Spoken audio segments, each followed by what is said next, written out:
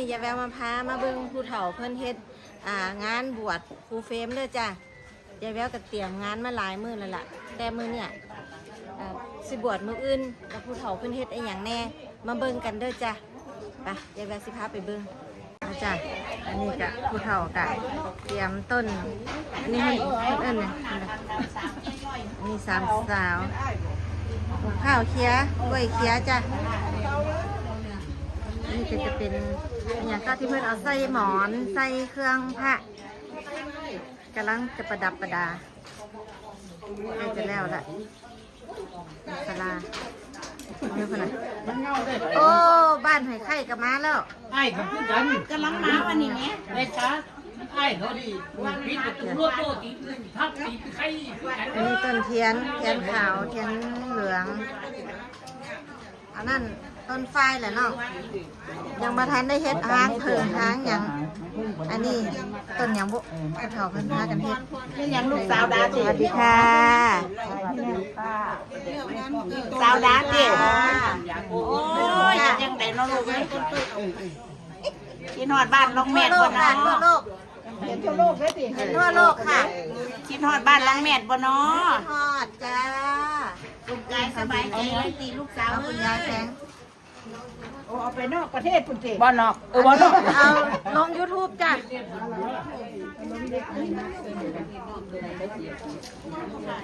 ไปเบิ่งข้างในกันนี้ในบ้านกันนี้นี่กลางเต้นกลางยังละยายเขาแก่ทั้งไงเลยอันนี้จะเป็นห้านเวทีกันอยู่ในทีคุณเดี๋ยวก็จะมีโต๊ะสร้างโต๊ะจีนพี่น้อง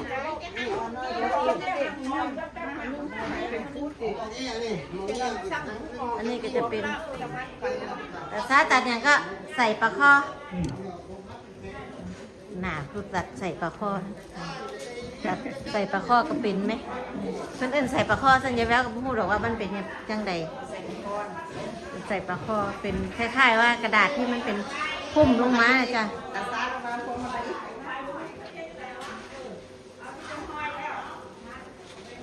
แต่จะสู้ควันในบ้านเนี่ยจ้ะยังบ่ทันได้เสร็จเท่าเตรียมคลองกันเนาะมันก็จะเป็นหาบเงินหาบทอง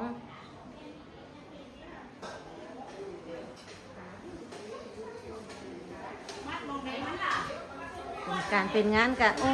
ยพี่น้องเอ้ยคิดยากต้องทวด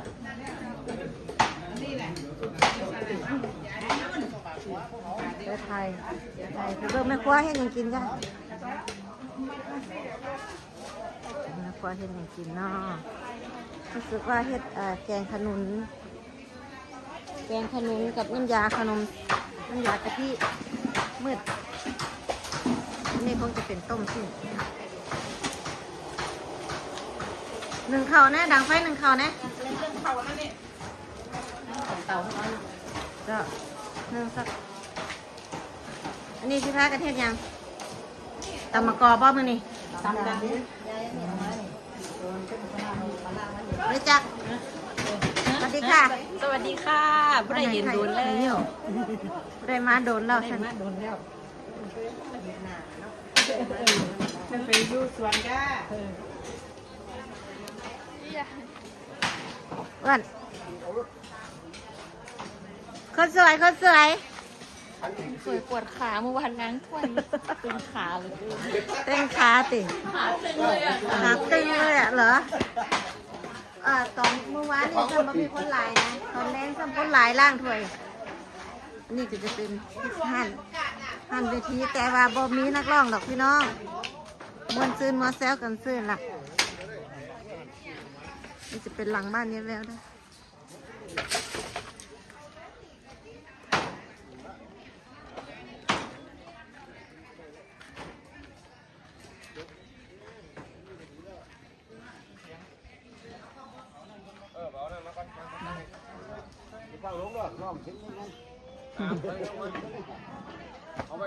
เป็นเด็กๆพากันเฮ็ดยังวะจากกินข้าวแล้วโมหวานบักแตงโมหวานจ้าเกี่ยวก็ได้ของฝรั่งจริงเหรอ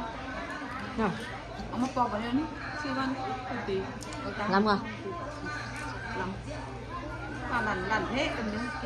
มังโมหวาน มาเด้อพากันกินข้าวต้อนแล้วจ้ะ กินแตงโม ไปเบิ่งผู้เฒ่าต่อผู้เฒ่าเฮ็ดหยังแล้วแน่อันนี้เนี่ยหยังนี่น่ะ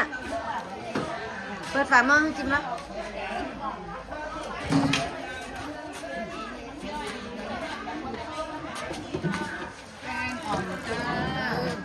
แกงอ่อมหอมไงหนึ่งก้นพอละ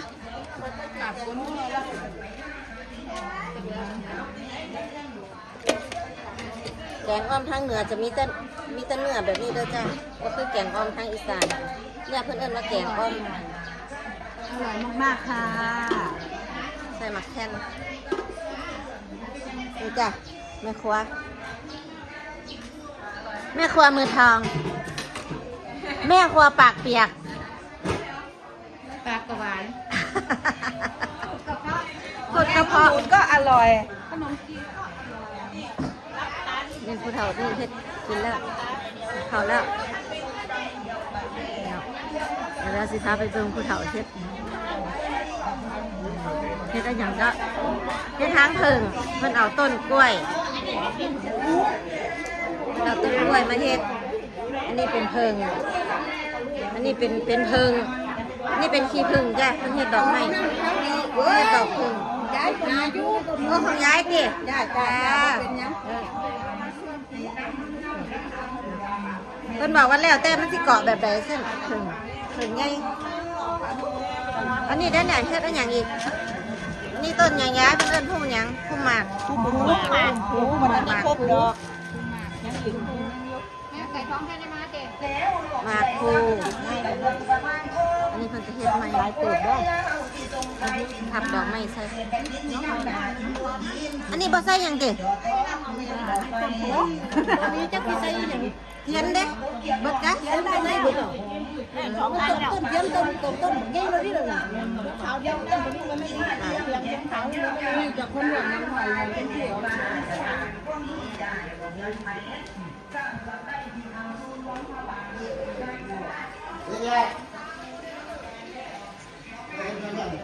เทียนเวลาเพิ่นเฮ็ดแล้วซั่นเรียบร้อยแล้วซั่นเป็นเทีย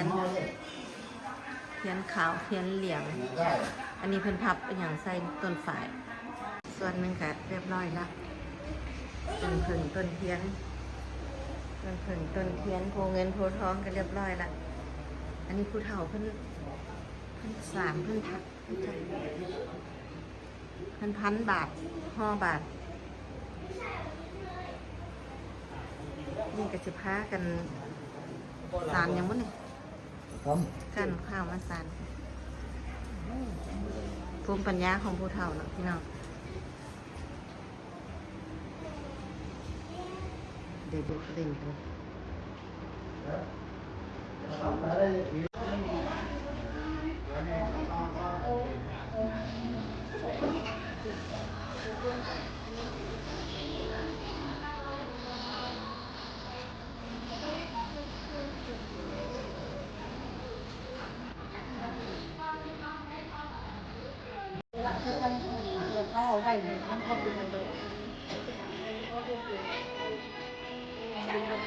ให้พากันไอเสียบยอดข้าวถ้าพี่ก็จะจัดนั่งสู้ขวัญพระนาค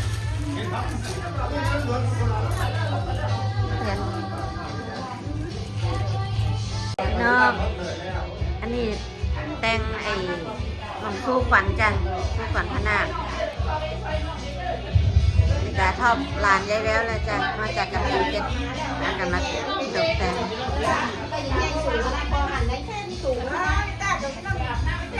หน่อยนะกันลุกละ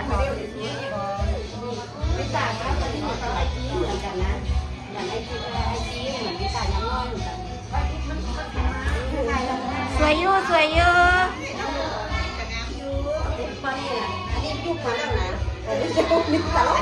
แค่ไหนจะเป็นอย่างนี้ กินแล้วเป็นว่าเพราะวันว้าที่เมียต้นมานี่นะ